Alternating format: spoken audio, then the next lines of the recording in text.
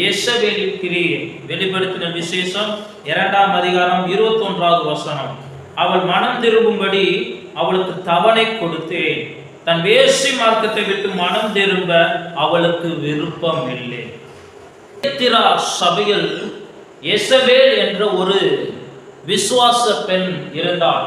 அந்த விசுவாச பெண் விக்கிரங்களுக்கு பலியிட்டதை சாப்பிடலாம், படைத்ததை சாப்பிடலாம், மற்றும் விபச்சாரம் செய்யலாம் என்றும் வேசித்தனம் செய்யலாம் என்றும் துர்போதனைகளை போதித்தவளும் அநேகரை பரிசுத்தமான மார்க்கத்தை விட்டு அசுத்தமான மார்க்கத்திற்கு ஆண்டரை விட்டு தூரமாக நடத்தினவளாக காணப்பட்டாள்.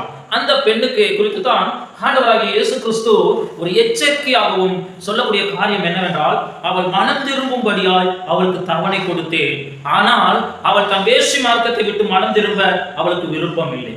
இன்னைக்கு அநேகரும் அப்படிதான் இருக்கிறோம். ஆண்டவர் தவணை கொடுக்கிறார், இந்த பாவத்தை விட்டு நீ வெல்லவா, அல்லது இந்த பாவத்தை செய்யாத, நீ என் மகள், நான் விரும்புவது போல செய்.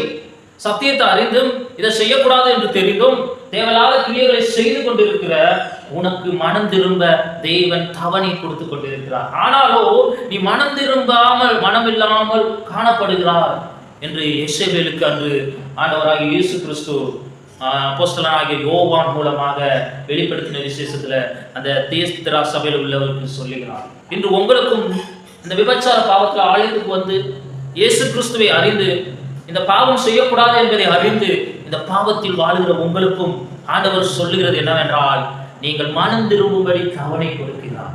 ஆனால் மனம் திரும்பாத பட்சத்தில் உங்களுக்கு ஒவ்வொருவருக்கும் அதற்கு ஏற்ற பலனை நான் கொடுப்பேன் என்று சொல்றார். பாருங்க, அவளுடைய பிள்ளைகளையும் கொல்லவே கொள்ளுவேன், அப்பொழுது நானே உள்ளித்திரியங்களையும் இருதைகளையும் ஆராய்கிறவர் என்று எல்லா சபைகளும் அறிந்து கொள்ளும், அன்றியும் உங்களில் ஒவ்வொருவருக்கும் உங்கள் கிரியைகளின் படியே பலன் அளிப்பேன் என்று சொல்கிறார். பாருங்களேன், அவளையும் அவளுடைய பிள்ளைகளையும் கொள்வென்றால் அவளுடைய போதனைகளை பின்பற்றுகிறவர்கள் தான் அவருடைய பிள்ளைகள்.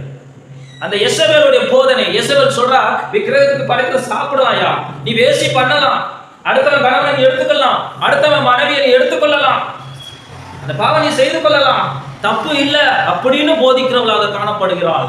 அப்படிப்பட்டவளுடைய போதனையிலிருந்தும் அப்படிப்பட்ட பாவத்திலிருந்தும் நீ மனமாறு, அவளை அந்த யேசபேலின் மனமாறு என்றுதான் ஆண்டவர் சொல்லுகிறார். இல்லை என்றால் ஒவ்வொருவருக்கும் அவர்கள் செய்கிற ஒவ்வொரு கிரியைக்கு தக்க பிரதிபலனை தருவேன்.